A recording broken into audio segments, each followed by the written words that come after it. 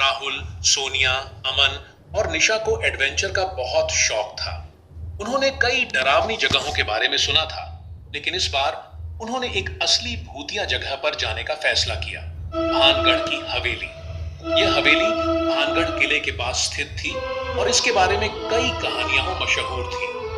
कहा जाता था कि वहां जाने वाले लोग कभी लौटकर नहीं आते, लेकिन इन सब अफवाहों को नजरअंदाज कर वे चारों रात को 12 बजे वहां जाने के लिए निकल पड़े। चंद्रमा की हल्की रोशनी में हवेली बेहद डरावनी लग रही थी।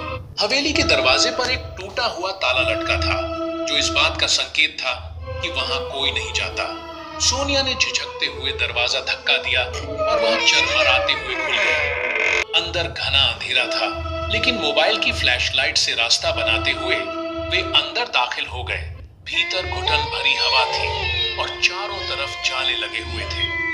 हवेली की दीवारों पर अजीबोगरीब चित्र बने थे, जिन्हें देखकर ऐसा लग रहा था जैसे वे किसी रहस्यमयी कहानी को बयां कर रहे हों।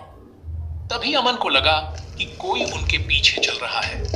उसने घबराकर पीछे देखा, लेकिन वहां कुछ नहीं था। राहुल ने जैसे ही हवेली के एक पुराने शीशे को छुआ, उसे उसमें एक परछाई दिखी। उसने बाकी सभी को बुलाया, लेकिन जब सबने शीशे में देखा तो वहां केवल उनका ही प्रतिबिंब था। तभी अचानक हवेली के अंदर से एक जोरदार हंसी की आवाज आई। चारों के रोंगटे खड़े हो गए।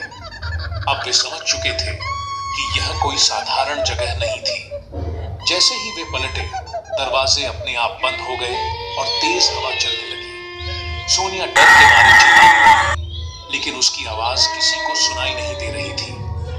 अमन ने दरवाजा खोलने की कोशिश की, लेकिन वह टस से मस नहीं हुआ। निशा ने अचानक एक पुरानी किताब देखी, जो किसी तांत्रिक की प्रतीत हो रही थी। किताब के पन्नों पर कुछ अजीब मंत्र लिखे थे। जैसे ही उसने किताब को छुआ, हवेली में जलती हुई लाल आंखें दिखाई देने लगी। अब तक चारों को समझ आ चुका था कि हवेली में कोई आत्मा मौजूद थी, जो उन्हें वहां से जाने नहीं देना चाहती थी।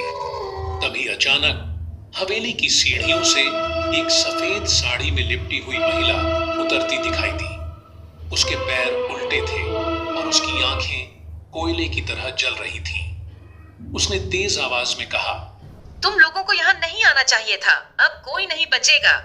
चारों दोस्तों ने पूरी ताकत से दरवाजे की ओर दौड़ लगाई, लेकिन तभी राहुल किसी अदृश्य शक्ति से हवा में उठ गया और जमीन पर गिर पड़ा।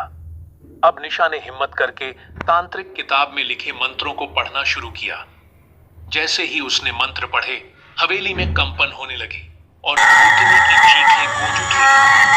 दरवाजा अपने आप खुल गया, लेकिन भूतनी उन पर झपट पड़ी। किसी तरह वे चारों भागकर हवेली के बाहर पहुंचे। जैसे ही वे हवेली से बाहर निकले, हवेली अचानक से गायब हो गई, जैसे वहां कुछ था ही नहीं। जब वे गांव लौटे और वहां के बुजुर्गों से इस बारे में पूछा, तो उन्होंने बताया कि सैकड़ों साल पहले एक तांत्रिक ने इस हवेली पर काला जादू किया था और उसकी मौत के बाद उसकी आत्मा वहां कैद हो गई थी। उस रात के बाद उन चारों ने कभी भी भूतिया जगहों पर जाने की हिम्मत नहीं की और भानगढ़ की हवेली का जिक्र भी उनके लिए एक बुरा सपना बन गया।